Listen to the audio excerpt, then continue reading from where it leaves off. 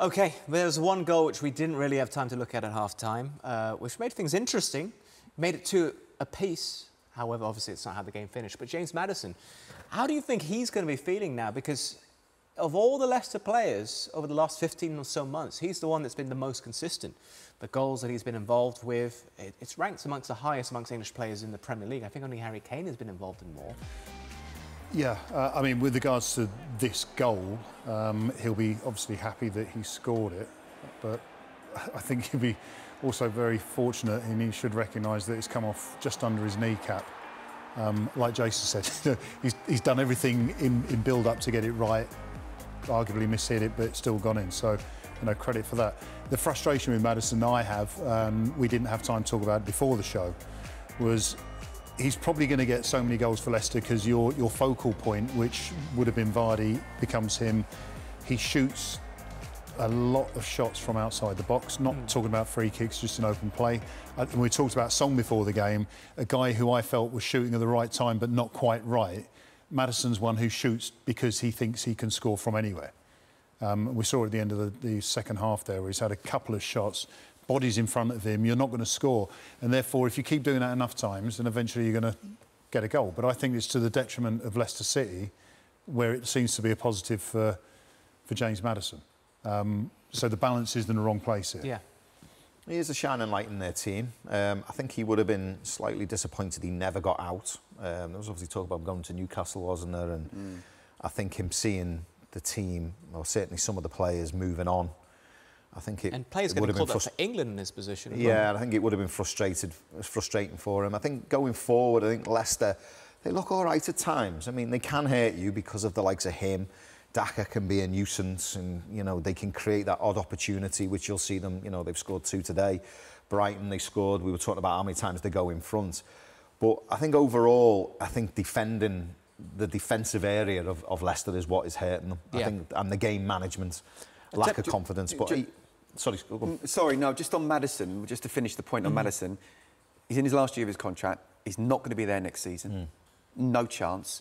And in terms of England, I don't personally think, even if he'd made that move to Newcastle, and even if he was playing well, Gareth Southgate would pick him. No? I don't think Gareth Southgate fancies him in terms of... We've got a lot of very good attacking players...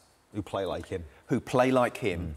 And I don't think he trusts him, either on or off the pitch. Well, I mean, it's a luxury. It's an interesting point, because if you just look at the stats, i.e. he's scored so many goals or been in so many goal involvements, you think, well, if he's up on the top of the pecking order, he should automatically get representation for England.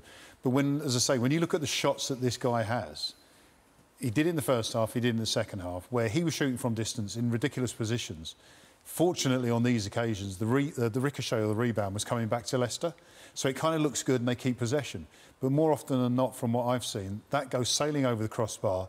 You've fought hard to get possession. You've just given it away cheaply, and then you've got to defend against a team, manipulating the ball. or in a team which can't defend and keep clean sheets. That was my point I was going to try and finish. It's like, when you look at a team who can't defend, all right, the objective is obviously scoring goals. You need creative players and you need goal scorers in your team. I get that. But obviously, for me, Maddison is a luxury. And he doesn't defend. It was like Steve McManaman for us, wasn't it? But, he was like... I'll tell Steve who said that. I'll tell him myself, it's all right. But we could accommodate him because we could defend, But a team that just can't defend, can it accommodate a James Maddison in the team? It's a catch-22, isn't it? Yeah. You need him in the team to create and score goals. But he's a luxury when it comes to defending, and he's going to leave you wide open. He's going to give the ball away in areas that are going to hurt you. OK, he's not here to defend himself, so the best I can James do... Maddison. James Maddison. But the best I can do... Bring him over. Thank goodness, because he'd probably chin me right now. He's a fantastic talent, Adam. Course, He yes, really he is. But he's like a Jack Grealish, and I'm really fascinated to see how Jack Grealish is going to do at City, because he's the type of player you need to build the team around.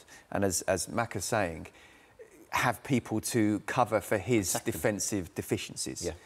And I just think with what's happened with England, off the pitch as well as on it, Gareth Southgate's like, we're so well stocked in this department.